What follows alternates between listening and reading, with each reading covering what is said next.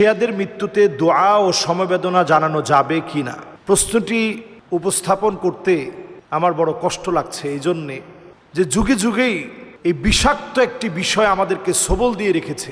আমরা কখনো ভেদাভেদ চাই না, আমরা চাই ইয়াসসিরু ওয়ালা তুআসসিরু, বাশশিরু ওয়ালা তুনাফফিরু।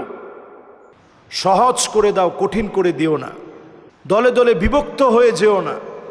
আজকে সারা পৃথিবীতে মুসলিমরা যখন মাজলুম, নির্যাতিত, নিপীড়িত, এই মুহূর্তে যদি আপনি মুসলমানদের বন্ধুদের কথা চিন্তা করেন, কারা মুসলমানদের পক্ষে কথা বলে, আপনি অনেক দেশকে পাবেন না যারা নিজেদেরকে আহলুস সুন্নাহ ওয়াল জামাআহ, আহলুস সুন্নাহ ওয়াল জামাতের অনুসারী মনে করে। এইরকম অনেক লোকদেরকে আপনি পাবেন না যারা মুসলমানদের পক্ষে কথা বলে। খুবই দুঃখজনক সত্য, ফিলিস্তিনের এই ক্রাইসিস মুহূর্তে, নাজুক এই হালতে ইরান যে দুর্বিষহ বক্তব্য দিয়ে পাশে ছিল, তাদের আয়রন ডোমকে উপেক্ষা করে তারা যে আক্রমণগুলো করেছিল, এক্ষেত্রে অবশ্যই একজন মুসলিম হয়ে অন্তত এই ক্ষেত্রে ইরানের যারা এই অভিযান পরিচালনা করেছে তাদের জন্য দোয়া না করে আমরা পারি না। এক্ষেত্রে তাদের জন্য দোয়া করা, যে আল্লাহ রাব্বুল আলামিন যেন তাদেরকে হেদায়েত দান করে। পরক্ষণে কথা হচ্ছে এই, সব শিয়ারা কিন্তু কাফের নয়। শিয়াদের মধ্যে অনেক প্রকারভেদ আছে। শিয়াদের ভিতরে বাতেনি আছে, ইসমাইলি আছে, নুসাইরি আছে, কারামতি আছে, আগা খানি আছে, বাহাই আছে, এবং শিয়াদের ভিতরে নূর বখশি, ইসনা আশারিয়া সম্প্রদায় রয়েছে। শিয়াদের ভিতরে এমন সম্প্রদায় আছে যারা আবু বকর, ওমর রাদিয়াল্লাহু তাআলা আনহুর নাম কুকুরের উপরে লিখে কুকুরকে পিটাতে থাকে আর বলতে থাকে, এই কুকুর যেমন নিকৃষ্ট, আবু বকর, ওমর এভাবে নিকৃষ্ট, নাউযু বিল্লাহি মিন যালিক। এইভাবে পিটাতে থাকে কুকুরকে। আপনারা সোশ্যাল মিডিয়াতে দেখেছেন নিশ্চয়ই, সিরিয়া একটা দুইটা বৎসর ধরে নয়, সুদীর্ঘ 12টা বৎসর ধরে সিরিয়ার লোকেরা মার খেয়েছে। আপনারা তাদের ভিডিওগুলো একটু দেখবেন। দাড়ির মধ্যে আগুন ধরিয়ে দেওয়া হয়েছে, শুধু সুন্নি মুসলিম হিসেবে দাড়ির মধ্যে আগুন ধরিয়ে দেওয়া হয়েছে, গলা কেটে গলা আলাদা করে ফেলা হয়েছে, গুলি করে করে গর্তের ভিতরে মুসলমানদেরকে ফেলে দেওয়া হয়েছে। 12টা বছর মুসলমানদের উপরে জুলুম করা হয়েছে। এই জুলুম কারা করেছে? এক বাক্যে যদি আপনাকে প্রশ্ন করি, এই জুলুম করেছে বর্তমান ইরানের ক্ষমতাশীল যারা আছে, তাদের তত্ত্বাবধানে জুলুম চলেছে। আমি যদি আমার নিজের কথা বলি, আমি যখন সৌদি আরবে ডকুমেন্টারি তৈরি করতে গিয়েছি, আমার সাথে মাওলানা মুস্তাফিজ রহমানী সাহেব সহ আমাদের RTVর পুরো টিম ছিল। একটা গুহার সামনে দাঁড়িয়ে খুবই হৃদয় বিদারক এক ঘটনা বলছিলাম। এ গারে সৌরে নবীজি সাল্লাল্লাহু আলাইহি সাল্লাম দিনাতিপাত করেছেন। আবু বকর এসেই বলছে, নবী আগে আপনি আমাকে ঢুকতে দেন।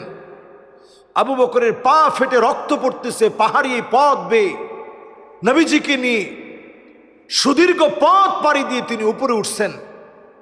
বলছেন, নবী আগে আমার একটু যেতে দেন। আগে গিয়ে দেখছে কোনো সাপ আছে কিনা, যদি কোনো ক্ষতি হয় আগে যেন আমার ক্ষতি হয়, রাসূলুল্লাহর যেন কোনো ক্ষতি না হয়। আবু বকর ভিতরে ঢুকে এবার নবীজিকে প্রবেশ করতে বললেন।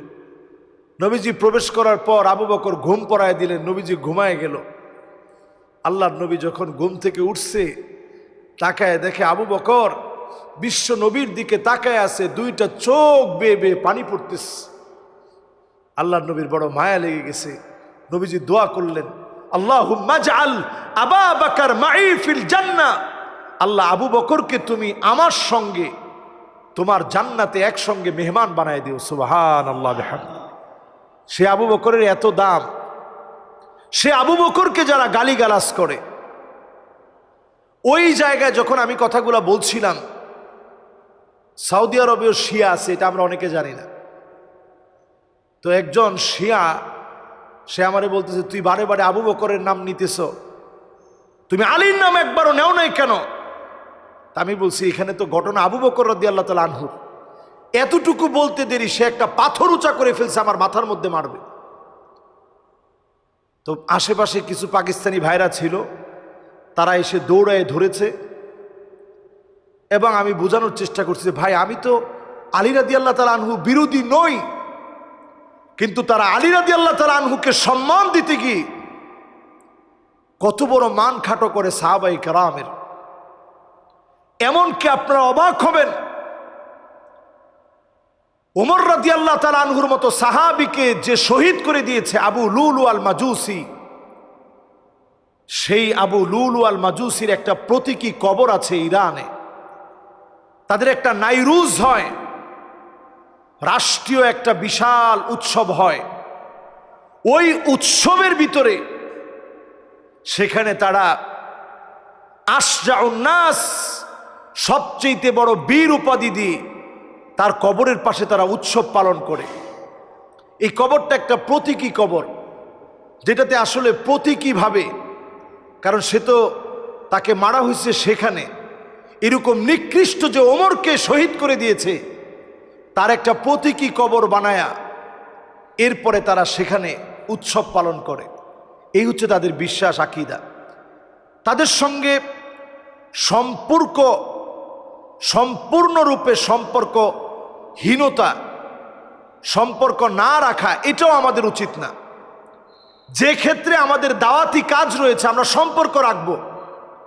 দেখুন, তাদেরকে মক্কা মদিনায় আসার অনুমতি দেয়, হজ করার অনুমতি দেয়, তো আমরা তো একবারে তাদের সঙ্গে সম্পর্ক ছিন্ন করতে পারি না। রাষ্ট্র পরিচালনার কাজে, দাওয়াতি কাজের অংশবিশেষ তাদের সাথে সম্পর্ক রাখা। আপনারা নিশ্চয়ই দেখেছেন, তালেবান সহ, হামাসের ইসমাইল হানিয়া সহ, এমনকি তুরস্কের এরদোগান সহ সবাই এই ক্ষেত্রে সহমর্মিতার জন্যে তাদের কাছে গিয়েছে, তাদের সাথে সহমর্মিতা প্রকাশ করছে, তাদের জন্য দোয়া করছে। এখন দোয়ায় কি বলছে এটা তো আমরা কেউ জানি না। দেখুন, তাদের প্যাডের ভিতরে যে দোয়াটা দিয়েছে, তাদের দাপ্তরিক পত্র দিয়ে যে দোয়া দিয়েছে, সেখানে আন্তরিকভাবে দুঃখ প্রকাশ করা হয়েছে। জান্নাতে আলা মাকাম দেওয়া হোক, উচ্চ মাকাম দেওয়া হোক, এ জাতীয় শব্দ চয়ন করা হয়নি। কারণ তাদের ভিতরে আকীদার ভ্রষ্টতা এত বেশি পরিমাণ।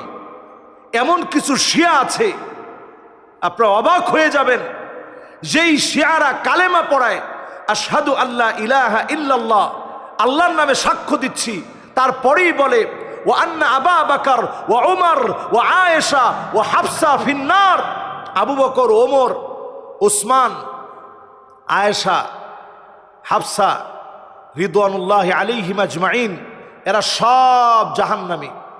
বলার পরে তাকবীর, আল্লাহু আকবার বলে তারা মনে করে লোকটা মুসলমান হয়ে গেছে। তো এই যে তাদের আকীদা, বিশ্বাস পৃথিবীর বিভিন্ন প্রান্তে ছড়িয়ে আছে। এই শিয়া সম্প্রদায়, এই সম্প্রদায়ের মারাত্মক ভয়াবহ আকীদা। সরল মনা কোনো মানুষ তাদের ব্যাপারে এক্ষেত্রে আমি বলবো যে একবারে জান্নাতে আলা মাকাম দেন, এই জাতীয় দোয়া আমরা করব না। ইব্রাহিম রাইসি ফিলিস্তিনের পক্ষে জোরালো যে ভূমিকা রেখেছে, এজন্য আমরা এই ক্ষেত্রে অন্তত চুপ থাকি। তার ব্যাপারে কিছু বলা দরকার নাই, চুপ থাকি।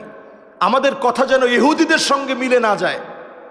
তাকে যেভাবে হত্যা করা হয়েছে, ইহুদিদের ষড়যন্ত্র থাকতে পারে, পাইলট মোসাদের সদস্য হতে পারে, তাদের ভিতরগত কোনো কোন দলের কারণেও তাকে মারা হতে পারে। এটা তদন্ত সাপেক্ষে তারা বের করবে। আমরা যারা কালেমার দাবিতে 12টা বছরের মাজলুম মুসলমান, সিরিয়াতে মাজলুম হয়েছে, ইরাকে মাজলুম হয়েছে, তাদেরকে ঠিক আমরা যেই কালেমার দাবিতে ভালোবাসবো, একই কালেমার দাবিতে ফিলিস্তিনের মাজলুম মুসলমানদের পক্ষে যারা কথা বলছে তাদের ক্ষেত্রে অন্তত আমরা চুপ থাকব, এমন কোনো কথা বলে আমাদের মধ্যকার শক্তির মধ্যে ফাটল ঘটাবো না।